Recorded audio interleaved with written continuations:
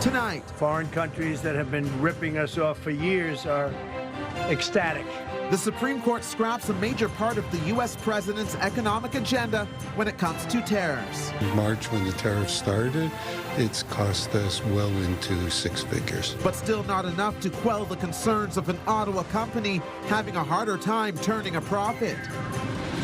Charges laid after a deadly stabbing outside the Rideau Centre. They were not strangers. They were known to each other. We're still working on the sequence of events that led up to it. Police disclose what they know about the victim and 70-year-old suspect. Plus, it was close, but Team Canada clinched the spot. The boys did it, and we know that they're going to do it on Sunday again. The men's hockey team beats Finland, becoming gold medal hopefuls.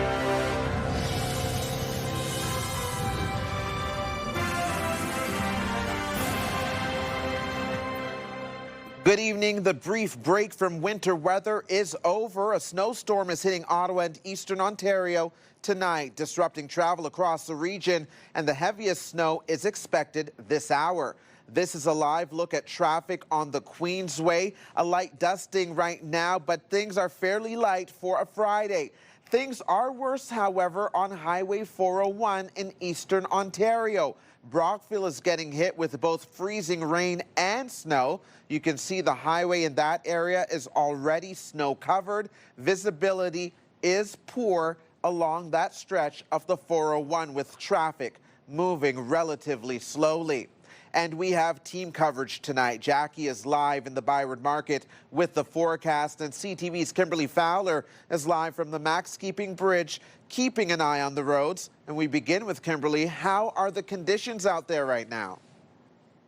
Well, Stefan, things have really started to pick up in the last hour or so. So the difference from the 5 o'clock hour to the 6 o'clock hour is the snow is actually starting to stick to the ground. So you can see that you had a light dusting now on sidewalks and on the roadways. Everything, again, is going to be covered with a light dusting of snow. So we've been tracking the storm, and so has the city. Now, they've been preparing all day for this to clear out some of the snow that we are expecting to get. Again, the most of it coming within the next hour or so for the evening. Environment Canada, they have issued a series of weather alerts right across Eastern Ontario and the Ottawa Valley.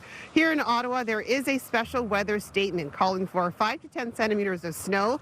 Crews have been out. They've been patching up potholes earlier in this week, but today they're switching gears and powering up the plows and these salt trucks for when more of the snow will hit us tonight. Our main focus today has really been on making sure our equipment and our staff are ready, so getting our trucks put back into winter plowing mode versus we've been doing a lot of potholes, so it's really focused on getting that done. Making sure we had enough materials, salt, our liquid calcium chloride, and grit to respond to the storm. City crews will prioritize roadways and sidewalks first as they prepare for the heavy snowfall tonight. We can also expect blowing snow with high winds, and that means reduced visibility for drivers and pedestrians. Now, everyone is advised to be on alert if you need to be out walking, cycling, or driving tonight. So here's a live look at the Queensway right now. The traffic that is coming down your screen, it's a lot slower than it was in the past hour ago as the snow is starting to stick to the highway here. And again, things are just getting slower and slower around the city as well as the snow does start to get thicker, and it is starting to fall even more. You can see the wind is blowing as well. So we've got, again, the snow is here, and it's going to be a falling heavy snow throughout the evening. Steph. All right, conditions are certainly changing rapidly. CTV's Kimberly Fowler reporting live on location for us. Thank you, Kimberly. And here's a live look through our Centennial Glass sky cam. The snow is certainly coming down heavier this hour, as Kimberly mentioned, and the temperature, it's -4 currently. Let's go to Jackie now, who is outside in the Byron Market. Jackie. I mean, Stefan, if you're really just coming out to enjoy the evening by foot, it's pretty lovely, especially in the Byron Market. However, we're going to see this kind of snow for the next couple of hours, which could mean that we could anticipate 10 to 15 centimeters. It has prompted a special weather statement for pretty much most of Eastern Ontario. And here's the satellite radar right now that we are showcasing. We do see a mix of those wintry mix of freezing rain and rain, as well as closer parts of the Kingston area, Brockville area, where it could be treacherous conditions along the 401 as well. So your commute, travel safe, and plan accordingly and ahead of time.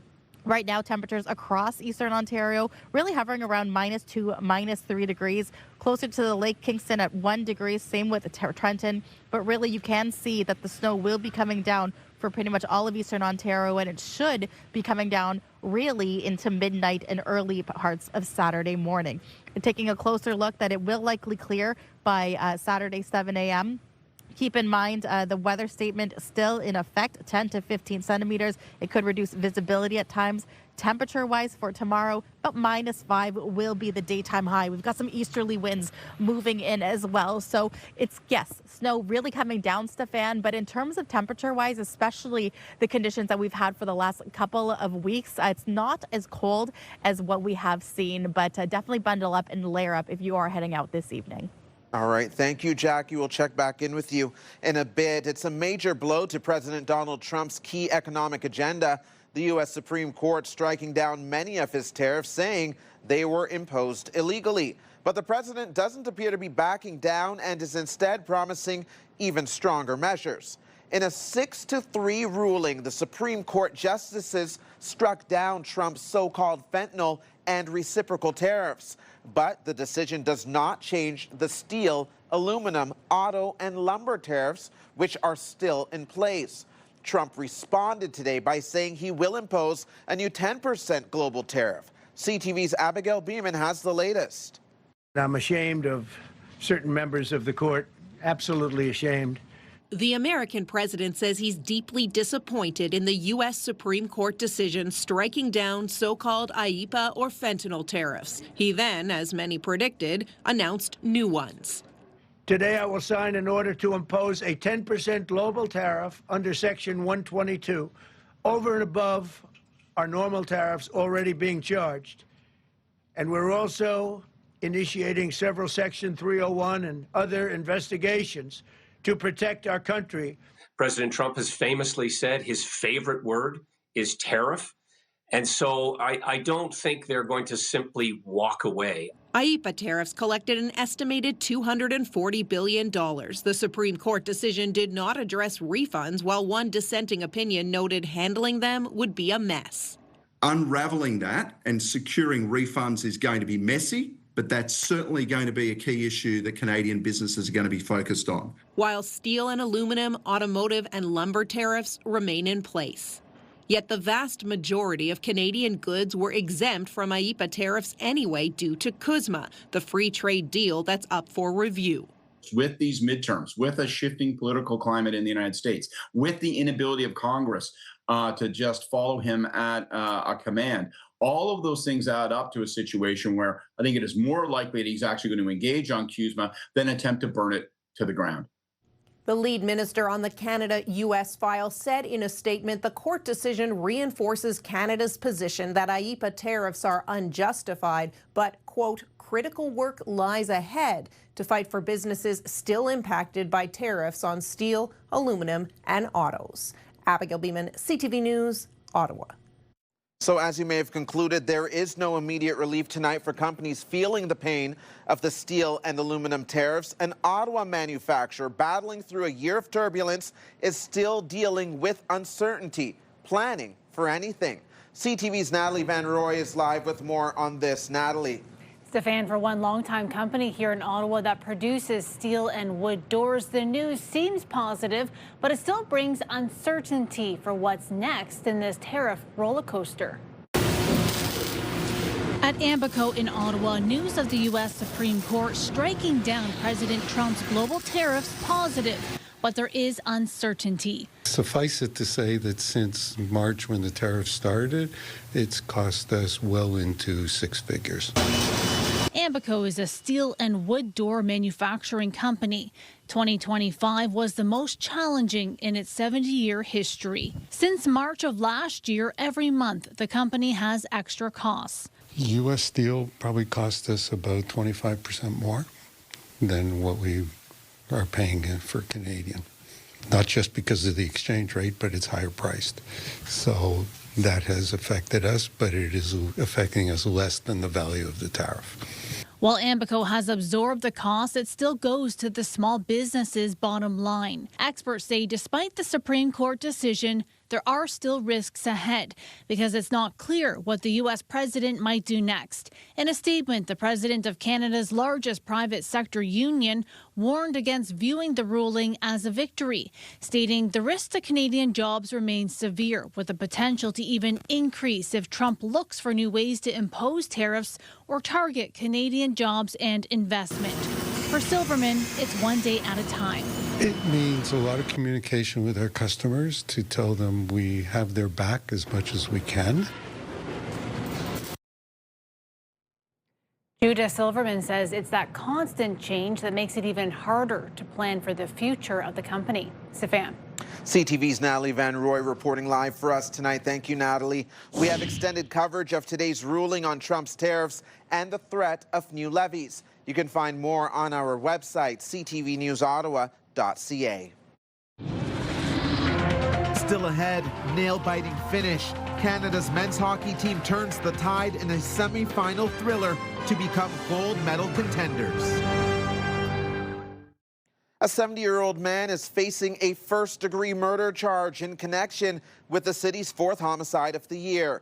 Police say a 58-year-old man was stabbed to death outside the Rideau Centre yesterday, the incident raising renewed safety concerns here in the downtown core. The stabbing happened just outside one of the mall's main entrances along Rideau Street between William Street and Sussex Drive around 5:30 last night. CTV's Tyler Fleming joins us now with the details. Tyler. Yeah, Stefan, the two people, or police say rather, the two people involved were known to each other and part of Ottawa's vulnerable community. The tragic event also happening on the same day the city announced a plan to revitalize the Byward Market.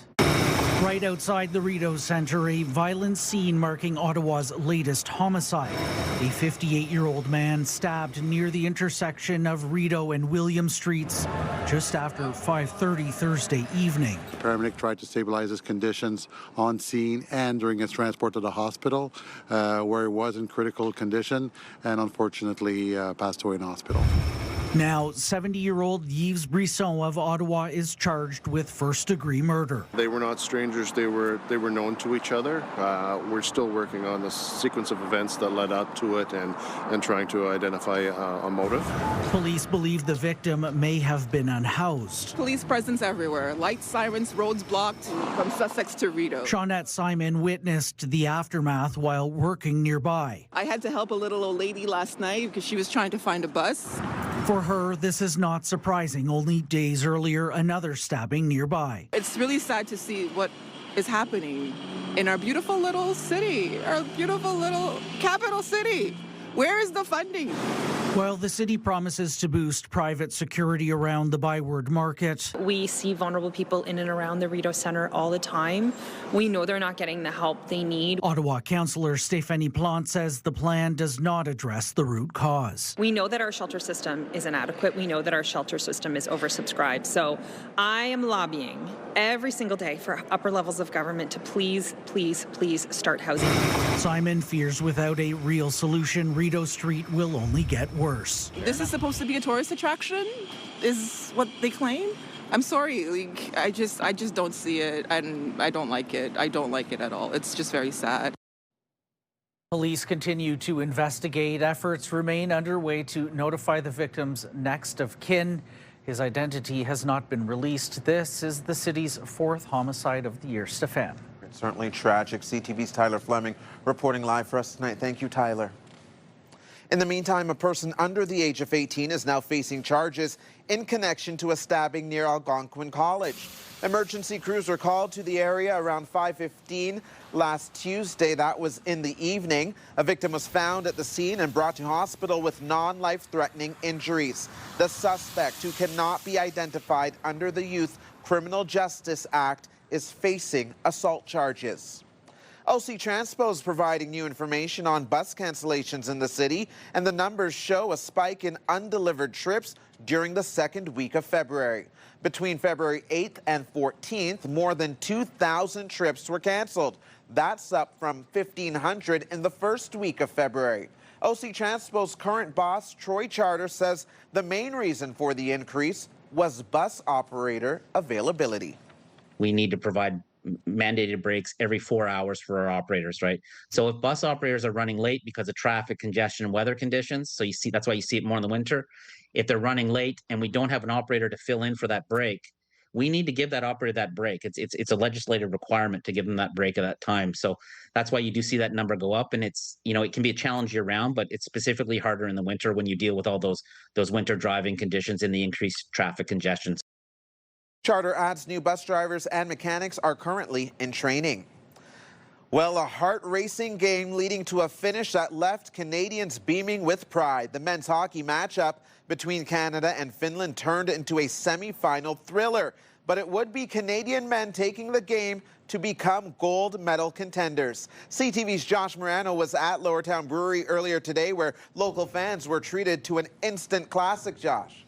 Yeah, Stefan, it was a nail-biter right to the end, a comeback finish for the Canadians. The mood across the country shifted from nervous energy to instant elation once fans realized Canada will once again play for gold. Nobody said it was going to be easy as the Canadian men faced off against Finland with a chance to play for gold on the line. I told my dad at the start of this game, I did not want to feel like how I felt during the Czech game.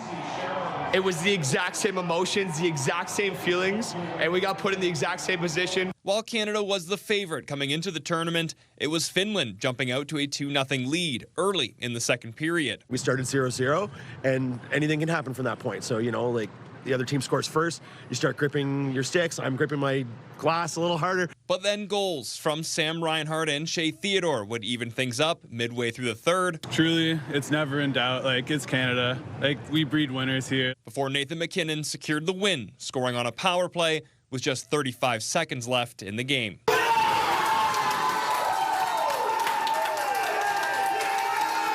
The boys did it, and we know that they're going to do it on Sunday again, and it's our team for a reason. It's our game for a reason. Canada will now play in the gold medal game Sunday with puck drop at 8:10 a.m. Premier Doug Ford says all bars and restaurants across the province will be allowed to sell alcohol starting at 6 in the morning, and reservations are already booking up at places like Lowertown Brewery. We're pretty much full on the main floor at Lowertown. We are going to be opening up upstairs as well, which is under the same liquor license. So we'll be seating those. We already have 20 people upstairs in Rezos. We're going to be a packed house. And fans say they'll be back for the gold medal game. I'm going to talk to them after this to get a reservation for me and all my friends to come back here. Lowertown will be the place we watch the game. And just moments ago, the United States defeating Slovakia in their semifinal matchup, meaning we will get a rematch of the 2010 Olympic gold medal game. And of course, Captain Sidney Crosby, the centerpiece of the iconic golden goal, did not play against Finland due to injury. It's not clear if he'll be playing in Sunday's gold medal game. Stefan. It'll be fun to watch. CTV's Josh Morano reporting live for us tonight. Thank you, Josh. And it was not the outcome Team Rachel Homan was hoping for at the games today. They lost 6-3 to Team Anna Hasselborg of Sweden in the curling semifinals. Team Homan still has a chance for a medal, though. They'll play in the bronze medal game tomorrow against Team USA. The training effort that it took to get to the Olympics, and just to see that they can achieve their goals in life. And students at École Secondaire Catholique Garneau in Orleans cheered on Ottawa's Ivani Blandin, a former student, as she raced in the 1,500-meter skate today. While she did not medal today, Blandin won gold earlier this week in the speed skating women's team pursuit. But Canadian Valerie Malte did win a medal in today's event. She captured bronze in the women's 1,500-meter race, her third medal of the Games. Canada is still in 11th place in the standings with 4 gold medals, 5 silver, and 8 bronze for a total of 17. Just ahead, details on some Lunar New Year celebrations happening in the city this weekend, including the Big Panda Parade, or the Big Parade, I should say. Jackie?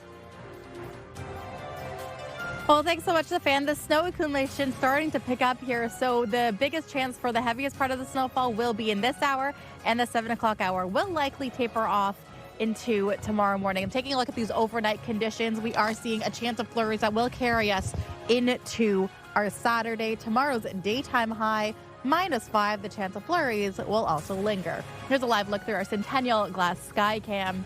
where it's minus 4 degrees right now. Downtown Ottawa looking pretty with the snow falling through. But again, keep in mind parts of Eastern Ontario seeing heavier snowfall, so stay safe on your commute. Today's Snow Report brought to you by Calabogie Peaks. Play outside at Calabogie Peaks, the big mountain close to home. Here's today's snow report. Calabogie Peaks has all 3 lifts available. 21 of 26 runs are a go. At Ski Vorlage, all 4 lifts available. 17 of 20 runs. Camp Fortune, 5 of 7 and 21 of 27. Edelweiss, 2 of 5 and 21 of 22. Over at Mont Cascade, 4 out of 6 lifts. 20 out of 21 runs. With a fabulous fleet and boots for your feet, Calabogie is the place to meet. Big mountain, close to home. Calabogie.com. Every day we want to put the spotlight on 3 good things happening in our city. We begin with an event for outdoor enthusiasts looking forward to the warmer weather. The annual Ottawa Boat and Outdoor Show is underway at the EY Centre. You can check out the latest boat models, fishing gear, and lots more. This year is a particularly special one for the event, celebrating its 50th year.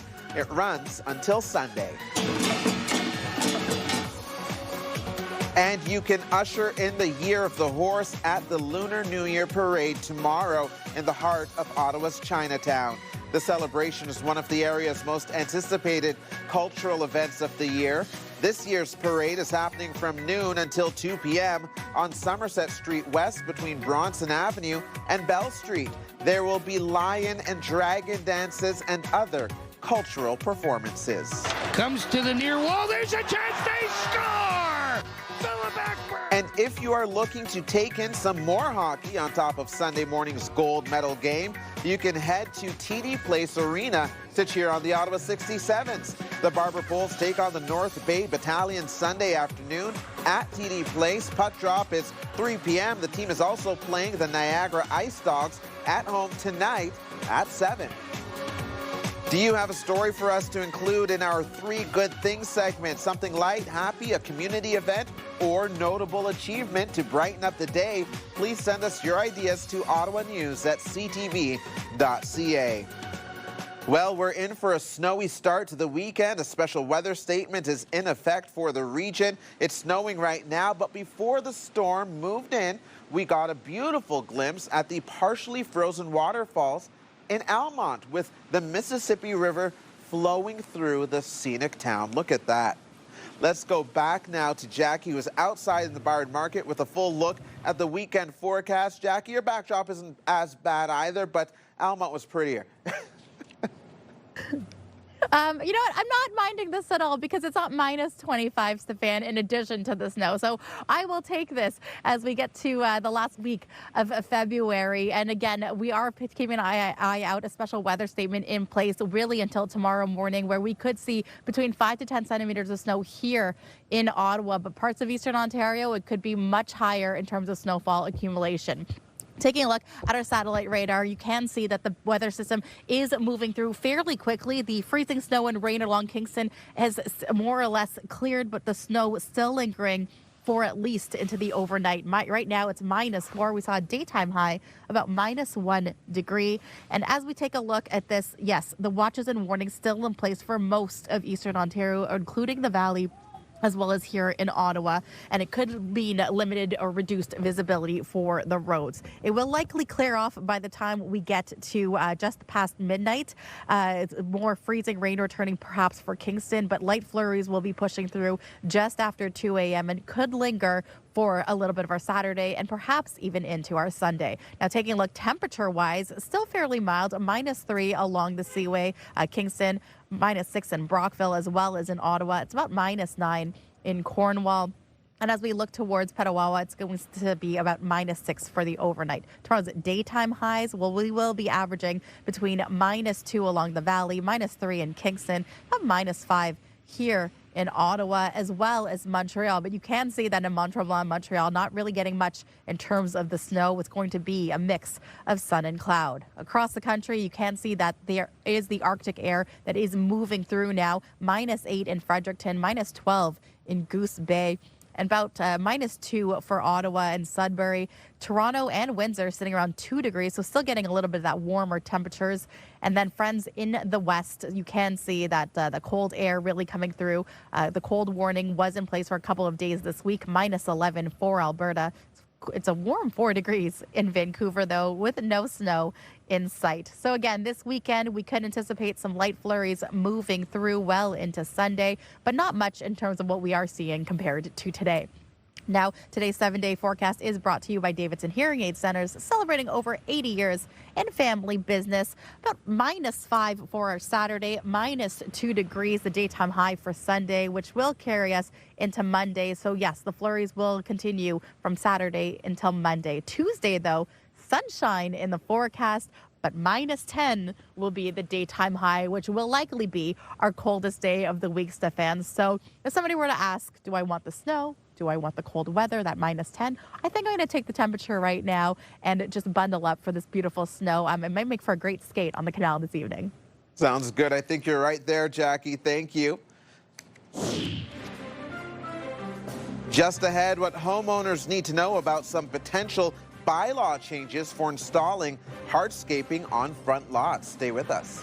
Tonight, Trump's tariffs blocked by the Supreme Court. Foreign countries that have been ripping us off for years are ecstatic. What the president is vowing next and how it could impact Canada later on CTV National News and Watch on Crave.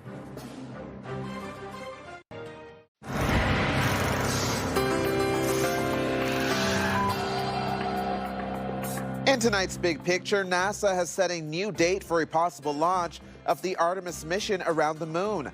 A critical fueling test was conducted earlier today during the so-called wet rehearsal. Launch teams pumped 2.6 million liters of super cold fuel into the rocket and then counted down to the 30-second mark.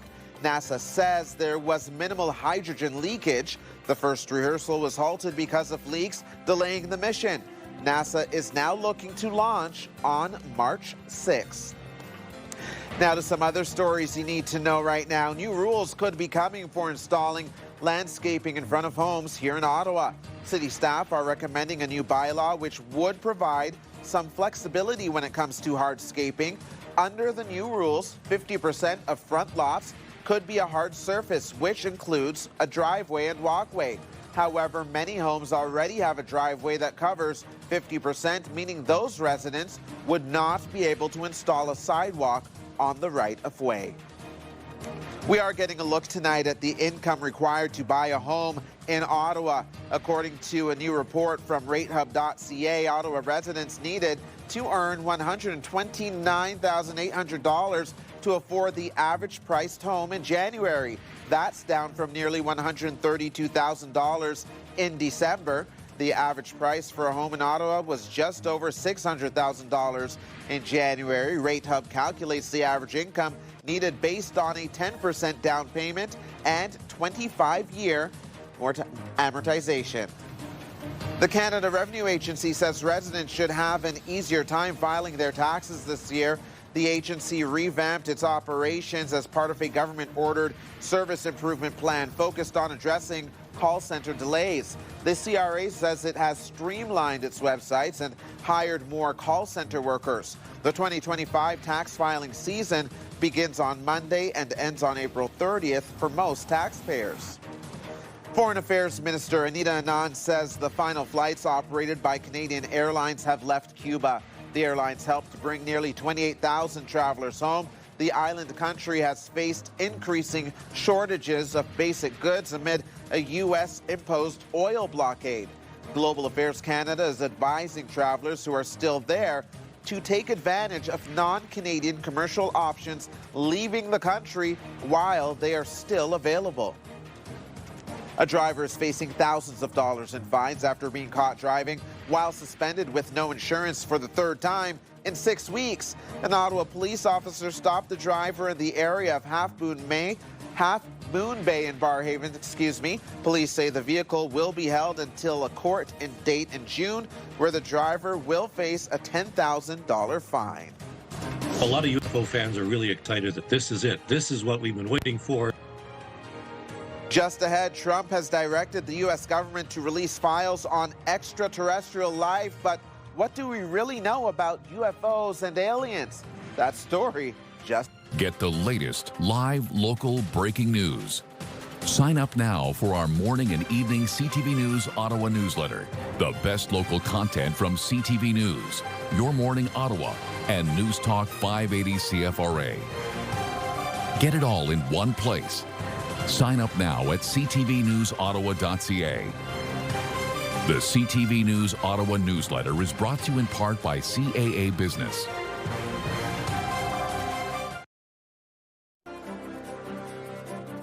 Supporters of the University of Ottawa Heart Institute are helping light the capital red during Heart Month.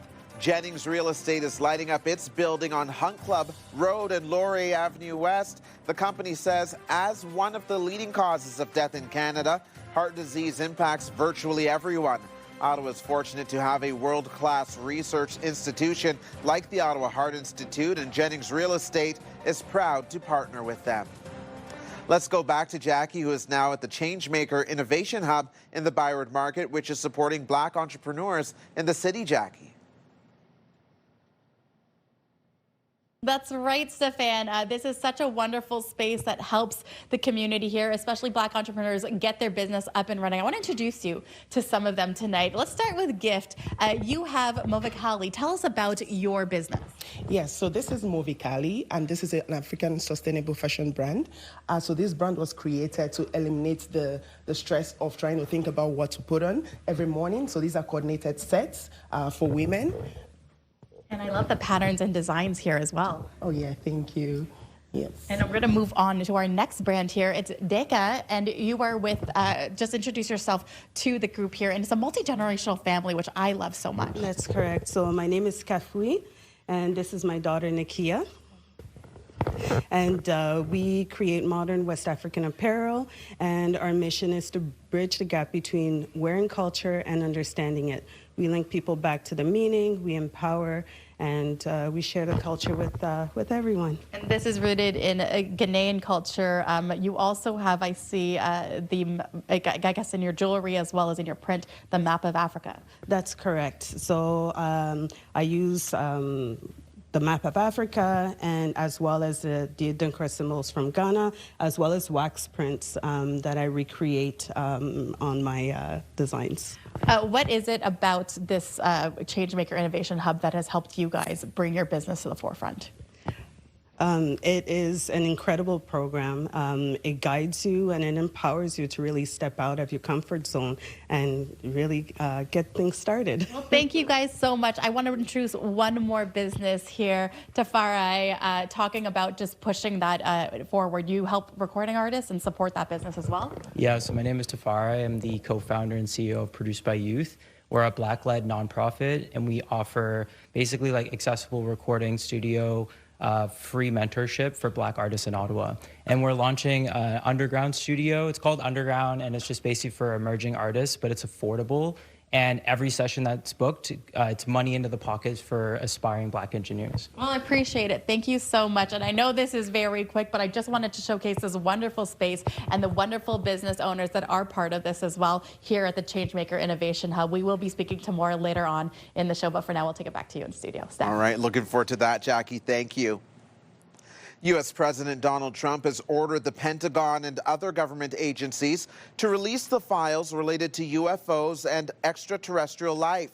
The move comes after former President Barack Obama weighed in on the subject of aliens. Here's CTV's John Venevali-Rao. My gosh. American Navy pilots have spotted them.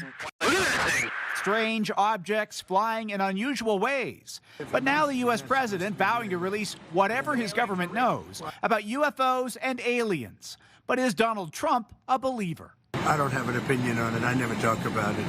A lot of people do. A lot of people believe it. Trump directing America's Department of War and other agencies to begin the process of identifying and releasing government files related to alien and extraterrestrial life. That includes UFOs, which these days are called unidentified aerial phenomena. A lot of UFO fans are really excited that this is it. This is what we've been waiting for. This is Christmas. We're going to be getting all the files. There's some. It all comes after former U.S. President Barack Obama appeared on a podcast and offered a surprising answer to this question. Are aliens real? They're real, but I haven't seen them, and they're not being kept in what is it? Area 51. Area 51. His statement that they're real led to so much buzz online, Obama later clarified, writing, "Statistically, the universe is so vast that the odds are good there's life out there," adding, "I saw no evidence during my presidency that extraterrestrials have made contact with us, really." Still, Trump accused Obama of revealing classified information. In 2024, the U.S. Pentagon said there was no evidence alien life had ever been encountered, but added there were sightings that needed further investigation. Still, of Trump's latest directive, some think he's just using it to deflect attention. Some people had said already that this was going to be a distraction from some other files that he doesn't want to release. So maybe we'll get something, but I'm not holding my breath quite yet. Meanwhile, Trump did not set any kind of a deadline for the release of information. John Vanavalley-Rao, CTV News, Toronto. Stocks rose and bonds held losses as markets reacted to the U.S. Supreme Court striking down Donald Trump's global tariffs and Trump pledging to impose more levies. BNN Bloomberg's Lindsay Biscaya has more. Investors are now trying to figure out the outcome of this back and forth we'll have on U.S. trade policy. The S&P 500 rose after Donald Trump pledged to defend his tariff program, but uncertainties on any potential budget shortfalls kept a lid on the U.S. dollar and treasuries. Donald Trump is saying today he doesn't have a clear answer on whether he will need to reimburse companies for taxes paid. Refunds could total as much as $170 billion. Here are the closing numbers for today. The Canadian dollar closed a cent higher, finishing at 73.08. West Texas Intermediate dropped to 66.39. Western Canadian Select was up to 51.09. And the TSX closed higher once again, ending the day at 33,817. Those are your business headlines. I'm Lindsay Biscaya. We're also proud of our heritage. It's been a big part of my upbringing, so for me to give back in this way and represent my grandparents and my parents, it's really special. Just ahead, we meet some of the Canadian dual citizens competing for Team Italy at the Winter Olympics. iHeartRadio Weekenders is powered by Barhaven Ford, Ottawa's newest and largest Ford store, and Eastern Ontario's Ford EV leader. It's time now to check in with our iHeartRadio Weekender, Tanea Taylor. Tanea.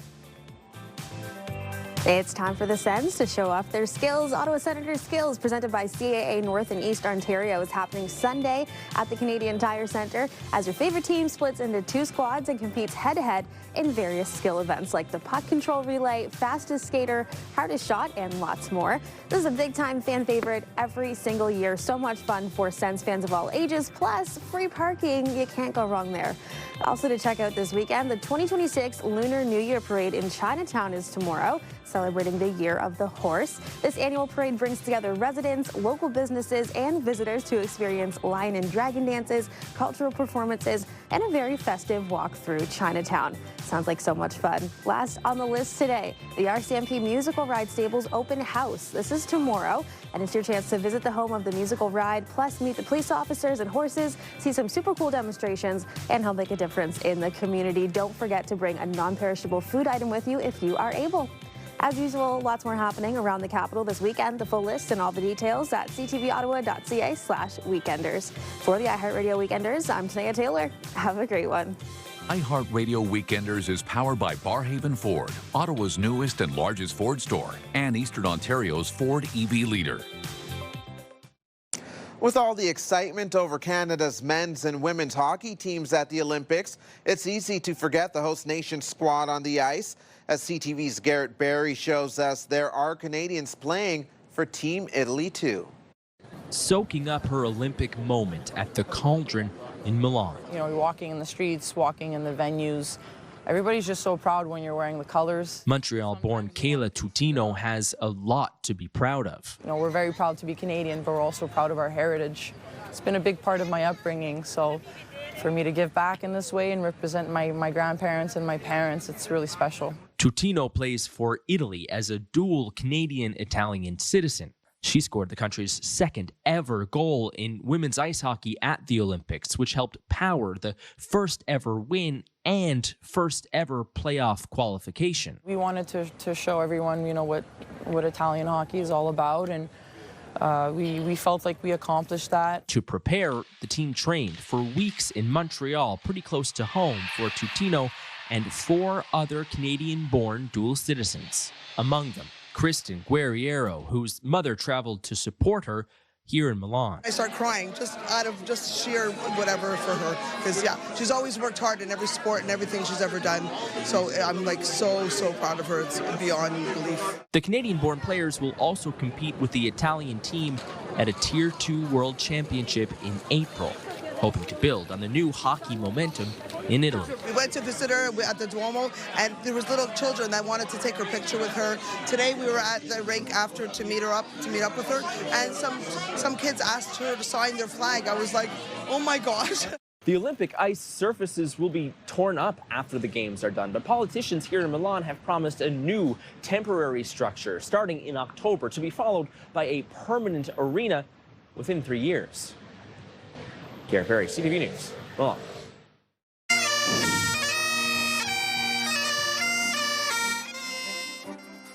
Coming up, it's an annual celebration of Scottish culture.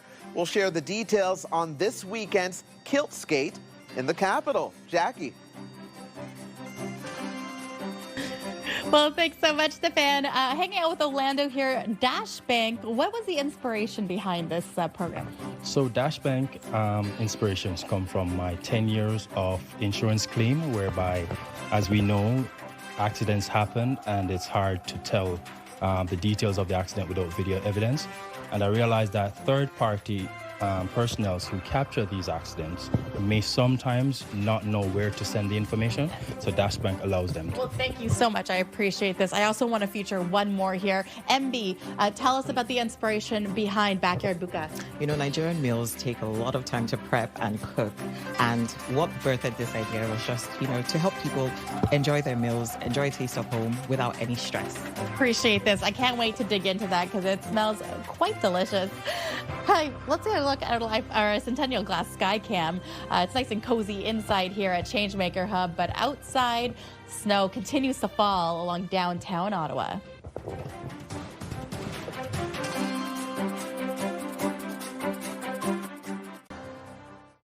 Hairstyles, courtesy of Salon Fiorella.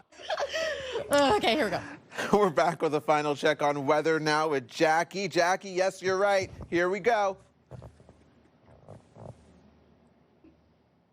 Well, it is going to be quite the evening and the weekend. We've got flurries moving through. We've got a chance of flurries for Saturday, Sunday, and even Monday. -2 is going to be the daytime high. And as we look towards Monday, yeah, we could linger Tuesday, I should say, sunny skies. -10, though, will likely be the coldest day of the week. And as we look towards Wednesday, cloudy skies. Chance of flurries could return for Thursday. But tonight, again, a reminder, a special weather statement is in effect for Eastern Ontario, anticipating between 5 to 10 centimeters of snow, maybe greater for parts like Brockville. So stay safe out there. I just want to shout out the crew here as well. It's the Changemaker Hub, Black business owners as well. Mona, thank you for bringing everyone together as well. So we appreciate you taking this time. Thank you for supporting, for being here and highlighting these amazing businesses that are new in Ottawa. Thank you. All right, round of applause for everyone. We will take it back to you in studio. Kimberly, Stefan, have a great weekend. You too, Jackie. Nice to see you indoors and dry. And Kimberly's back from bearing the brunt of the storm with the snow sticking to your face. We're happy to have you back in studio. You're handling the 11:30 news desk tonight. What are you guys working on? Well, more storm coverage. That's what we were doing tonight. That's the big story we're dealing with all day. I'm just getting the feeling back in my fingers as well. But here in Ottawa, there's a special weather statement. Again, Jackie just alluded to it, calling for 5 to 10 centimeters of snow. Now, areas in Eastern Ontario, they've been issued a yellow snowfall warning and can see up to 15 centimeters of snow. City crews here in Ottawa, they are prioritizing roadways and sidewalks first as the snow is sticking to the ground now, and everyone is advised to be on alert if you need to travel tonight. You can expect blowing snow as well from high winds. So, of course, you can get the news anytime, anywhere at ctvnewsottawa.ca, and you can join me tonight for CTV News at 11:30. All right, thank you for that, Kimberly. And finally for us tonight, people will be braving the cold for an annual winter event this weekend. The Kilt Skate is happening tomorrow at the Lansdowne Park Outdoor Rink from 1 to 3 o'clock in the afternoon. Scottish Canadians are encouraged to don their kilts for the event, but you don't need to wear a kilt to participate. You can also wear tartan. This year, the Scotch Society is partnering with the Ottawa Food Bank and will be collecting donations. If you're headed out on the road, just be careful out there, folks. Again, that special weather statement is hovering over the region. We want to thank you so much for watching. Have a wonderful weekend. And of course, Kimberly will be here having it covered. Storm Team, 11:30 tonight.